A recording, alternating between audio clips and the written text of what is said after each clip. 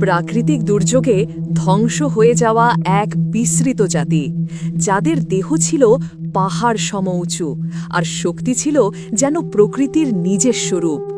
আজ তারা আর নেই, কেবল তাদের দৈত্যাকৃতির কঙ্কাল পড়ে আছে পানির নিচে, সেই শহরের ধ্বংসাবশেষের সঙ্গে।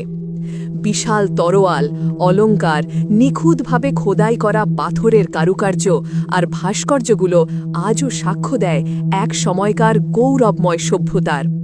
পুরো দৃশ্য দেখে মনে হয় যেন একটি পুরো শহরকে উল্টে দিয়ে সমুদ্রের গভীরে সমাহিত করা হয়েছে। কিছু মাস আগে এক ডুবুরি হঠাৎই এই রহস্যময় দৃশ্যের ভিডিও ধারণ করে ইন্টারনেটে প্রকাশ করে। তবে এখনও স্পষ্টভাবে জানা যায়নি এটি পৃথিবীর কোন সমুদ্রের নিচে বা কোন স্থানের ধ্বংসাবশেষ। অনেক গবেষক ধারণা করছেন প্রবল ভূমিকম্প কিংবা মহা সুনামির মতো ভয়ঙ্কর কোনো প্রাকৃতিক দুর্যোগে তাদের সভ্যতা এক ঝটকায় নিশ্চিহ্ন হয়ে গিয়েছিল। তাদের কঙ্কাল দেখে অনুমান করা যায় তারা ছিল এক অসাধারণ শক্তিশালী জাতি।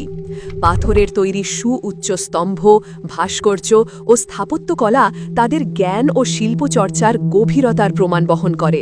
তাদের তরোয়াল ও অস্ত্রশস্ত্র আজও মরচে পড়ে আছে সমুদ্রের তলদেশে, অথচ সেগুলোর আকার এত বিশাল যে আজকের আধুনিক মানুষও বিস্মিত হয়ে যায়। ইতিহাসে তাদের নাম মুছে গেছে, তারা যেন সময়ের অন্ধকারে বিলীন হয়ে গেছে। কারো মুখে আর তাদের কাহিনী শোনা যায় না, কারো বইতে তাদের উল্লেখ নেই।